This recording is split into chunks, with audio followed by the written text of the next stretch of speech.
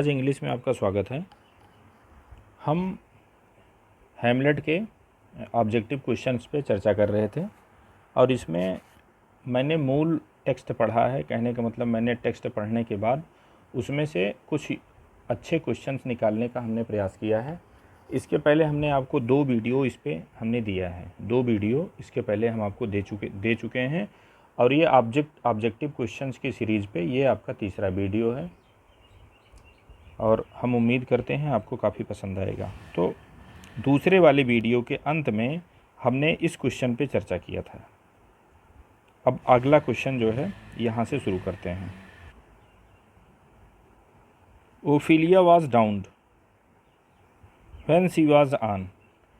अब यहाँ आपको ये बताना है कि ओफिलिया जब डूबी थी, जब डूब गई थी, ओफिलिया की मृत्यु जो है हैमलेट प्ले में डूबने के कारण हुई थी, तो वो कहाँ पर थी। तो यहाँ एक वो वृक्ष था, उसका ट्री था, उसका नाम है विलो। तो ये जो है विलो वृक्ष की शाखा पर जो है ये बैठी थी। इसमें ओक नहीं है, आपका पाइन नहीं है, रीव नहीं है, आपका राइट आंसर यहाँ पे विलो है। ओफिलिया एक जो है रीव वो विलो वृक्ष के ऊपर बैठी थी और उसी में वो जो है, ऐसा माना जाता है, रानी के वक्तव्य से ऐसा स्पष्ट होता है, जब रानी उसको नरेट करती है लार्टिस को और किंगो को, तो उससे ये पता चलता है कि ये पता चला कि इस वृक्ष पर ये बैठी थी। हालांकि ये विवादित है, इसकी मृत्यु विवादित है और ये विवाद आपको तब पता चलेगा जब पादरी लोग आते हैं, उसका फनरल करने के लिए ले जाते हैं। तो फनरल करते समय देखो, क्रिश्चियन रिलीजन में या किसी भी रिलीजन में ये मान्यता है कि फनरल जो है, अगर जो किसी का अन्य, कहने का मतलब सुसाइड से हुआ है, तो सुसाइड का फनरल दूसरे तरीके का होता है। तो इसमें हैमलेट पढ़ने पर आपको ये पता चलेगा कि सुसाइड का जो फनरल है, तो पादरी वहाँ पे बताता है कि ओफिलिया सुसाइड से जो है इसकी मृत्यु हुई है। तो इसको किसी बंजर ज़मीन में जो है इसका दाह संस्कार करना, कहने का मतलब कब्र खोद के उसको वहाँ बंजर ज़मीन में गाड़ना चाहिए। इसके लिए हमको प्रार्थना नहीं करनी चाहिए।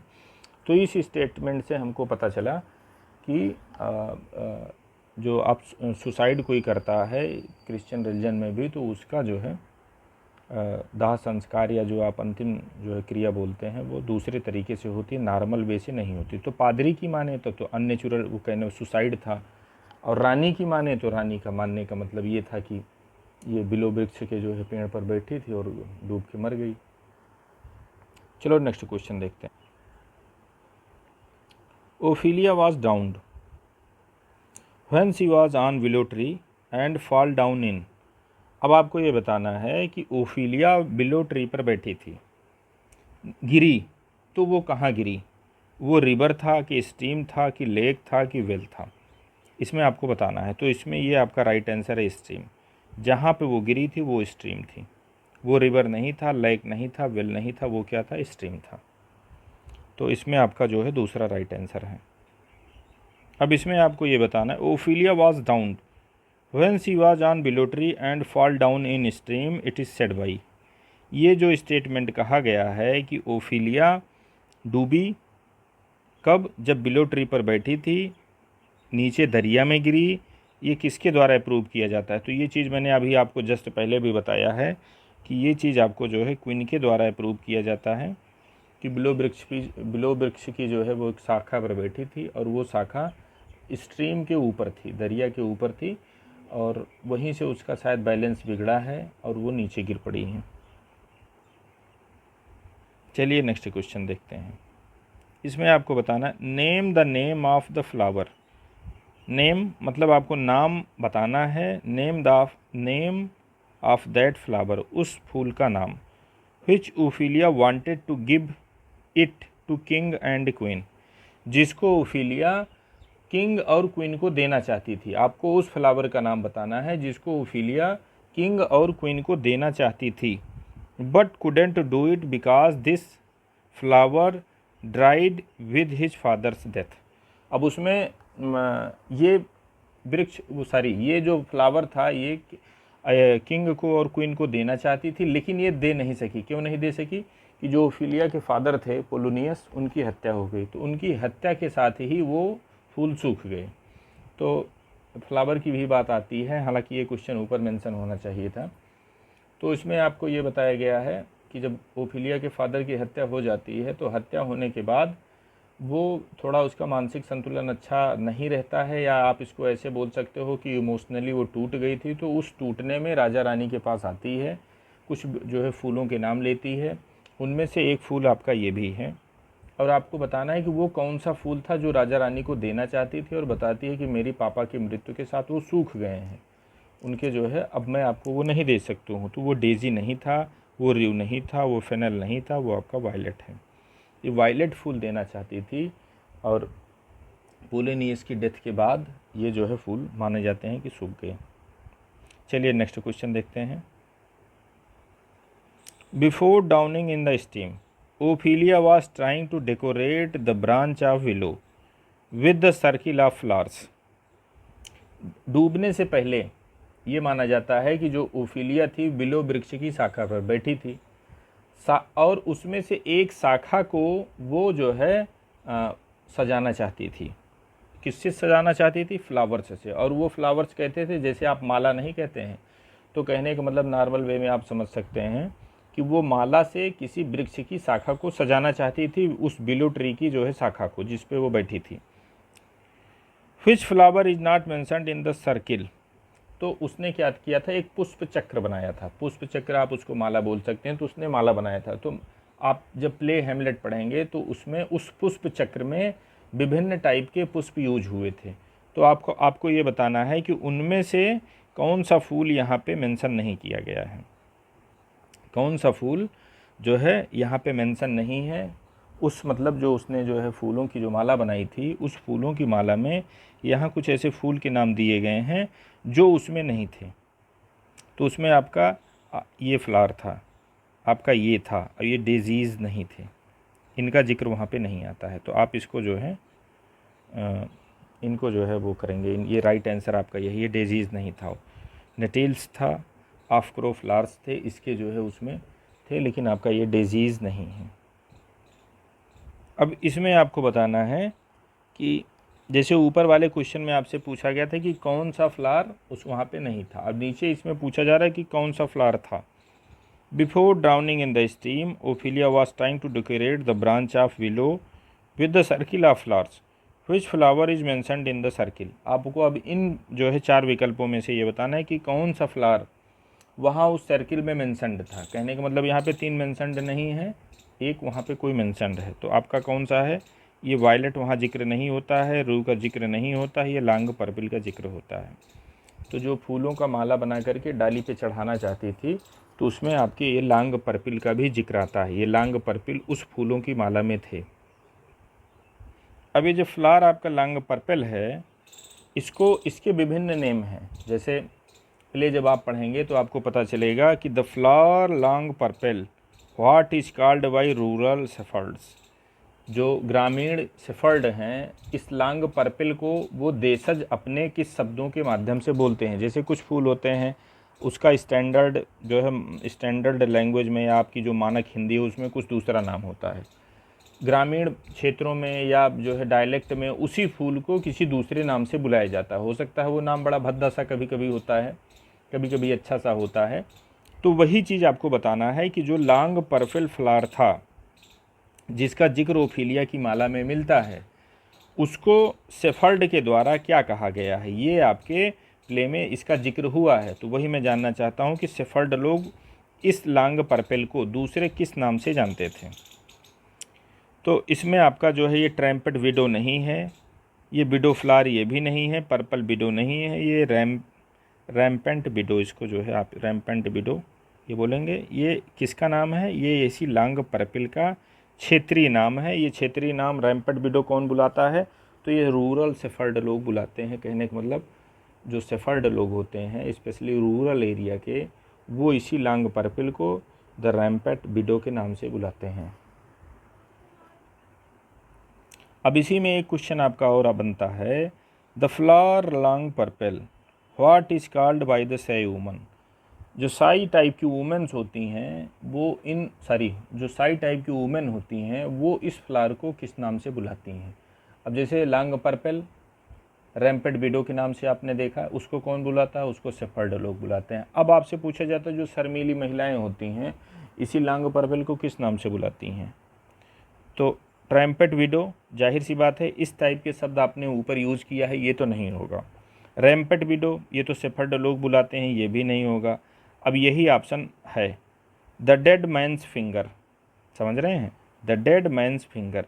तो जो औरतें होती हैं, जो शर्मीली टाइप की औरतें होती हैं, इसी लांग पर्पल को डेड मैन्स फिंगर के नाम से वो बुलाती हैं। जो शेफर्ड लोग होते हैं रैम्पेट विडो के नाम से उसको बुलाते हैं। स्टैंडर्ड नेम उसका जो है फ्लावर का क्या है? तो स्टैंडर्ड नेम उसका लांग पर्पल है। तो ये 3 क्वेश्चन आपके बड़े अच्छे यहाँ से बन रहे हैं। आप इनको जो है, हमको उम्मीद है कि मैंने इतनी बार इनकी जो है पुनरावृत्ति की है कि ये आपको याद हो गए होंगे। चलिए नेक्स्ट क्वेश्चन देखते हैं। फर्स्ट क्लोन का मतलब grave digger. Describes name of wine dealer. What is the name of this wine dealer? अब आपको ये बताना है कि जब ओफीलिया की कब्र खोदी जा रही थी तो उस समय कब्र खोदते समय जो है कब्र खोदने वाले थे वो एक्चुअली क्लोन भी थे और ग्रेव डिगर भी थे। वो मसखरे का भी काम कर रहे थे और ग्रेव डिगर भी थे।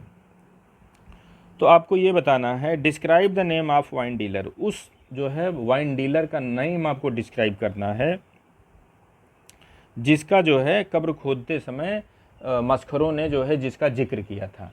घटना ये होती है कि जैसे मसखरे क्या करते हैं, मसखरे का मतलब ग्रेव डिगर, वो क्या करते हैं कब्र खोदते रहते हैं। तो नॉर्मली आपने देखा होगा जब लोग जो है श्रमिक वर्ग के लोग जो इस टाइप के कामों में रत रहते हैं तो उनमें कुछ जो है नशा करने की भी प्रवृत्ति जो है पाई जाती है, क्योंकि ये सब कार्य बड़े नीरस होते हैं। तो उसमें जो है खोदते नॉर्मली वो कहता है अच्छा जाओ यार वहाँ से एक बोतल ले आओ, उसकी दुकान से एक बोतल ले आओ, पिया हुआ जाए, मूड पानी बने। ठीक, तो उसी वाइन डीलर का आपको नेम बताना है। उस वाइन डीलर का नेम आपकी जो है हैमलेट टेक्स्ट में जो है उसका जिक्र हुआ है, तो मुझे लगा कि ये नाम आपको बताना चाहिए। ये नाम परीक्षा के दृष्टिकोण से आपका महत्वपूर्ण हो सकता है। तो इसमें ओसरिक नहीं थे। ओसरिक कौन थे? ओसरिक तो आपके जो है कोल्टियर थे और ये जो है सूचना लाने ले जाने का जो है काम करते थे, राजा के विश्वास पात्र थे। मैक डॉवेल ये तो था नहीं। रॉबर्ट डॉवेल ये भी नहीं थे, इनका तो जो है प्ले में कहीं जिक्र ही नहीं हुआ है। अब यही एक बचता है यौघन महोदय की एक दुकान थी, तो वो बोलता है कि जाओ यौघन की दुकान से एक बोतल ले आओ, मूड पानी बने। अब चलिए नेक्स्ट क्वेश्चन। वीडियो अगर जो आपको अच्छा लगेगा तो आप इसको चैनल को सब्सक्राइब ज़रूर कर लीजिएगा, उससे आपका भी फ़ायदा रहेगा और मेरा भी फ़ायदा रहेगा। और शेक्सपियर के जितने भी प्ले हैं या और भी जितने भी राइटर्स के जो वर्क हैं, हम आपको डीप स्टडी करने के बाद अच्छे क्वेश्चंस देंगे। ऐसे क्वेश्चंस नहीं कि जो आप उसको हर जगह पा जाते हैं, इस टाइप के क्वेश्चन नहीं। वो क्वेश्चन रहेंगे आपको लगेगा कि हाँ मेरे द्वारा आप मेहनत की गई है वीडियो को बनाने में या क्वेश्चन को जो है छांटने में मेहनत की गई है। ऐसे जो है दाना चुंगाने वाला नॉलेज जो है यहाँ से आपको नहीं मिल रहा है। तो कम से कम एक आप सब्सक्राइब तो हमारे लिए कर ही सकते हो। चलिए इस नए क्वेश्चन को देखते हैं। Hamlet seeing the skull of a man says that it may be the skull of who has killed his own brother.